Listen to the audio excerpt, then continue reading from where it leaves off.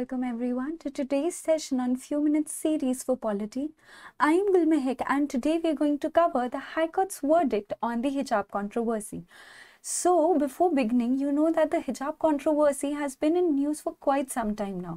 लेकिन अभी जो है ये टॉपिक जानना इसलिए ज़रूरी हो जाता है because earlier the matter was sub judice. तो वो क्या था, वो बॉल बाय बॉल कमेंट्री चल रही थी, लेकिन अभी जो है जो वर्डिक्ट आया है उसमें कुछ इंपॉर्टेंट चीज़ें हैं जो प्रीलिम्स मींस और इंटरव्यू पर्सपेक्टिव से जो है क्या हो जाती है, इंपॉर्टेंट हो जाती हैं, right. So without ado let's begin the lecture. तो बैकग्राउंड जान लेते हैं. बैकग्राउंड ये था कि कुछ प्री यूनिवर्सिटी कॉलेजेस थे, 11th एंड 12th होती है जी प्री यूनिवर्सिटी. जिन स्कूल्स में 11th और 12th नहीं होती उन्हें हम क्या कह देते हैं, प्री यूनिवर्सिटी. तो कुछ प्री यूनिवर्सिटी कॉलेजेस थे कर्नाटका में जिन्होंने ये बोला कि जो मुस्लिम गर्ल्स हिजाब या हेड स्कार्फ्स डालकर आती हैं उन्हें जो है हम एंट्री नहीं देंगे. तो व्हाट हैपेंड वाज, इससे कंट्रोवर्सी खड़ा हो गया और इन रिस्पॉन्स जो है Muslim girls the Muslim girls they contended in the High Court that this violates our right to freedom of religion which is guaranteed under Article 25 of the Constitution. क्योंकि Article 25 of the Constitution जो है वो देता है freedom to freely profess, practise and propagate a religion. तो जब मैं practice की बात करती हूँ तो ये जो है किसी का फंडामेंटल राइट है टू प्रैक्टिस की उनको हेड स्कार्फ डालना है या नहीं डालना है as part of their religion. तो ये जो था ये कंटेंट किया गया बाय द गर्ल्स.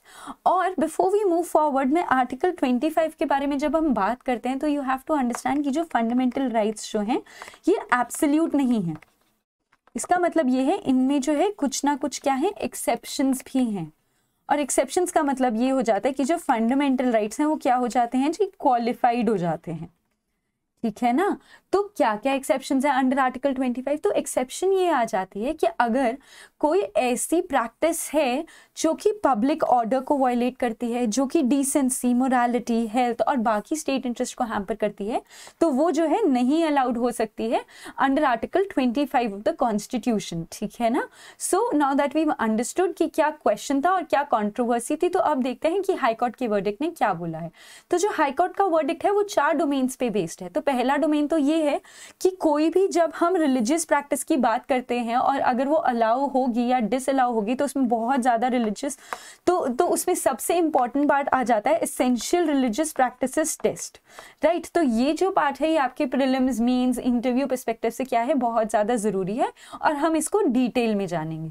और उससे पहले जानते हैं कि हाईकोर्ट वर्डिक्ट ने और क्या क्या जो है क्वेश्चंस पर आंसर दिए. तो हाईकोर्ट का वर्डिक्ट जो है इस क्वेश्चन पे भी डील करते हैं कि जो प्रिस्क्रिप्शन ऑफ स्कूल यूनिफॉर्म जो है, does it violate the constitutional right of a person or does not it violate the constitutional right of the person. Similarly कि जो आर्टिकल 14 है एंड 15 है जो राइट टू इक्वालिटी के बारे में बात करते हैं, तो अगर एक स्कूल बोलता है कि हम यूनिफॉर्म डलवाएं तो क्या वो जो राइट टू इक्वालिटी है वो किसी तरह से हैम्पर हो रहा है. और उसी तरह से कि ये जो इशू है ये अगर डिसिप्लिनरी इंक्वायरी होनी चाहिए against the college for issuing such a government order, right. तो सबसे पहले जो बहुत ज़्यादा फंडामेंटल पार्ट है वो ये है कि एसेंशियल रिलीजियस प्रैक्टिसेस टेस्ट क्या होता है. तो देखिए ये जो है ये कहीं कॉन्स्टिट्यूशन में नहीं दिया गया है. ये बेसिकली क्या है, ये एक जुडिशियल इनोवेशन है. जुडिशियल इनोवेशन जैसे कि हम जानते हैं बेसिक स्ट्रक्चर डॉक्ट्रिन.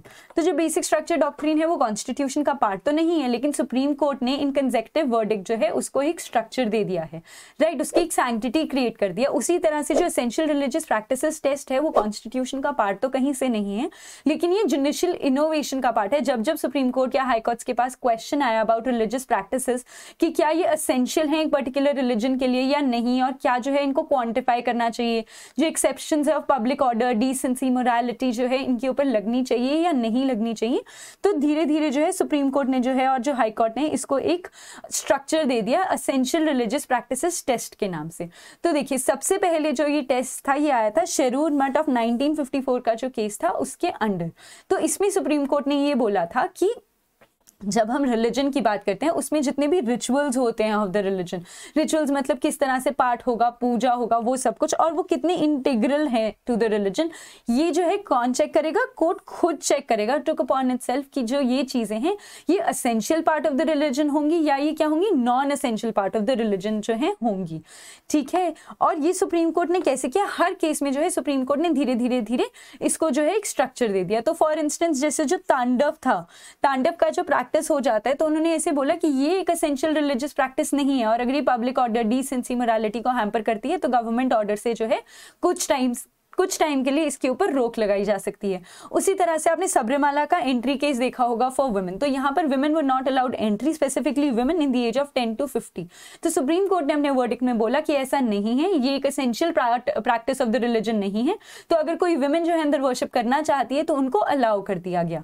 सिमिलरली हिजाब कंट्रोवर्सी के केस में सुप्रीम कोर्ट ने बोला कि स्कार्व्स डालना या हिजाब डालना फॉर मुस्लिम वुमेन जो है ये एक एसेंशियल पार्ट नहीं है ऑफ द रिलीजन, तो इसीलिए जो है के ऊपर क्वांटिफिकेशन जो है की जा सकती है बाय द गवर्नमेंट ऑर्डर। अगर वो एक फंडामेंटल यूनिफॉर्म है ऑफ अ पर्टिकुलर इंस्टीट्यूशन, तो ताकि डिसिप्लिन मेंटेन हो सके जो है ऐसी रोक लगाना जो है बिल्कुल आपका आर्टिकल 25 के अंडर आपका right to freedom of religion जो है वॉयलेट नहीं करती है।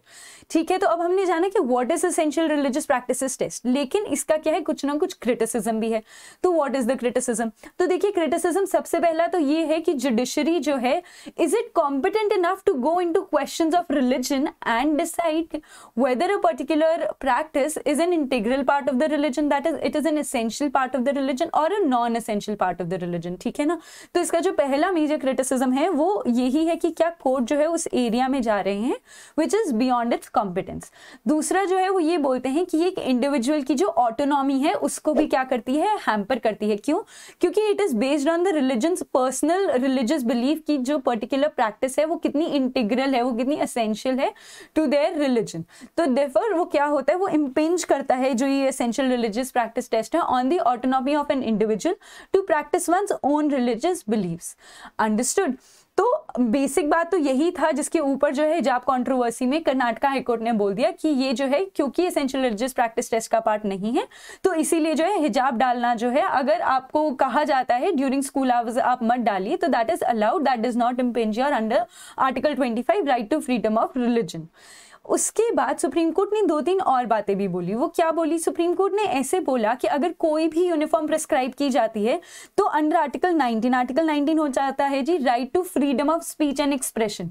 तो जब हम यूनिफॉर्म की बात करते हैं वो आ जाती है बेसिकली एक ड्रेस के फॉर्म में, और जो ड्रेस होती है वो हम ऐसे भी बोला जाता है कई लोगों के द्वारा कि जो आर्टिकल 19 में right to freedom of speech and expression, तो ये एक्सप्रेशन का बात बन जाता है एक बंदे के, एक इंडिविजुअल का जो एक्सप्रेशन है वो किसके थ्रू जो है डिसाइफर होता है, उसकी ड्रेस के थ्रू जो है डिसाइफर होता है। तो कोर्ट ने ऐसे बोला कि ठीक है वो डिसाइफर होता होगा, बट जहां तक एक यूनिफॉर्म की बात है तो वो जो यूनिफॉर्म है वो कुछ आवर्स के लिए डाला जाता है, तो इसीलिए जो है आपका आर्टिकल 19 जो है ये यहाँ पे स्टैंड नहीं करता और ये इसको जो है वॉयलेट नहीं करता स्कूल यूनिफॉर्म होना।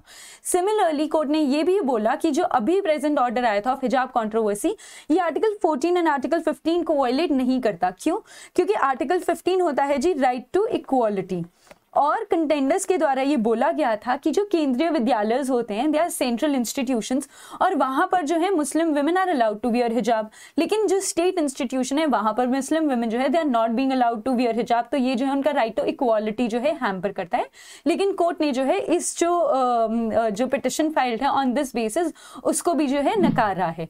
Clear? So now that we understood the whole topic, let us quickly revise हमने क्या क्या पढ़ा। देखिए हमने ये पढ़ा कि क्या था हिजाब कंट्रोवर्सी, और सुप्रीम कोर्ट ने, हाई कोर्ट ने जो है एक टेस्ट बनाया है जानने के लिए कि कोई एक पर्टिकुलर अगर उनके पास केस आता है बेस्ड ऑन रिलीजन प्रैक्टिस तो वो किसके बेसिस पर उसका जजमेंट देते हैं, एसेंशियल रिलीजियस प्रैक्टिसेस टेस्ट पर। ये कॉन्स्टिट्यूशन का पार्ट नहीं है, ये जुडिशियल इनोवेशन का पार्ट है। और हमने देखा कैसे डिफरेंट जजमेंट्स में जो है सुप्रीम कोर्ट और हाई कोर्ट ने वर्डिक्ट्स दिए हैं खुद बताकर कि ये जो है ये एक पर्टिकुलर रिलीजन का एसेंशियल पार्ट होगा based on the scriptures and all, या फिर जो है वो एक पर्टिकुलर जो चीज है वो उनके रिलीजन का पार्ट नहीं होगा, एसेंशियल पार्ट नहीं होगा, तो वो क्या हो जाएगा, क्वांटिफिएबल हो जाएगा। और under Article 25 right to freedom of religion जो है उसको प्रोटेक्शन नहीं दी जाएगी। क्लियर? और साथ ही साथ हमने उसका क्रिटिसिज्म भी जाना कि क्रिटिसिज्म ये है कि कोर्ट का कॉम्पिटेंस नहीं है और एक इंडिविजुअल की ऑटोनॉमी को जो है ऐसा टेस्ट क्या करता है, हैम्पर करता है। Clear? So I hope you enjoyed this lecture, I hope आपको कोई डाउट नहीं है। If you have any doubt do let me know. Clear? Right. Thank you.